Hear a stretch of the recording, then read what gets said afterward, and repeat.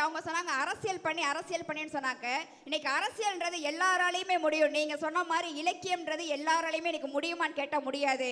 அந்த அரசியலை கூட இலக்கியத்தின் மூலம் தொண்டர்களுக்கு கொண்டு போய் சேர்த்த ஒரு பெருமை இந்தியாவிலேயே கலைஞர் அவர்களுக்கு மட்டும்தான் சேரும்னு சொன்னாக்கா, மன்னார்குடியில ஒரு இலக்கிய மேடை நடக்குது. அந்த இடத்துல பாத்தீங்கன்னா அரசியல் பேசக்கூடாது, இலக்கியம் மட்டும்தான் பேசணும்னு சொல்றாங்க. இதே போல நம்ம கலைஞர் ஐயாவும் பாத்தீங்கன்னு சொன்னாக்கா அந்த மேடையில நின்று அந்த தொண்டர்களை பார்த்து சொல்றாங்க, நான் உங்களுக்கு இலக்கிய விருந்து படைக்க வந்துள்ளேன்.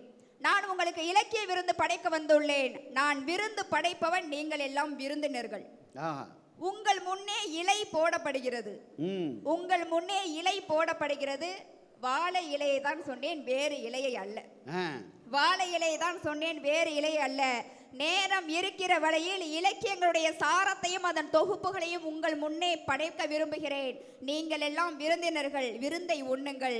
விருந்தை உண்ட பிறகாவது இலையை தூக்கி எறிந்துவிட்டு உதய சூரியனோடு எழுந்து வாருங்கள். நான் இலக்கியம் தான் பேசுகிறேன், அரசியல் பேசவில்லைன்னு சொன்னாருனாக்கா, அந்த ஒரு தைரியம், இலக்கியத்தை ஒரு அரசியலை கூட இலக்கியம் மூலியமா மக்களுக்கு கொண்டு போய் சேர்க்கக்கூடிய ஒரு தைரியமும் திறமை எங்க கலைஞருக்கு தான் இருக்குன்னு சொன்னாக்கா, என்னைக்குமே கலைஞருடைய நீடித்த புகழுக்கும் பெருமைக்கும் காரணம் அவருடைய இலக்கிய படைப்புகளையும் சொல்லிட்டு, எங்களை மாதிரி கலைஞர்களும் என்னன்னைக்கும் வாழணும் அப்படின்னா அதுக்கு கலைஞர் குடும்பமே இந்த நாட்டை ஆளணும்னு சொல்லி, செத்தவங்களுக்கு செல வச்சு மாலை போடுறதை விட்டுட்டு உங்களுக்கு பெத்தவங்களுக்கு இலை வச்சு சோறு போடுங்க. எல்லா குடும்பமும் என்னைக்குமே சந்தோஷமா இருக்கும். நல்லது ஒரு வாய்ப்புக்கு நன்றி பாராட்டிடுவோம். நன்றி, வணக்கம்.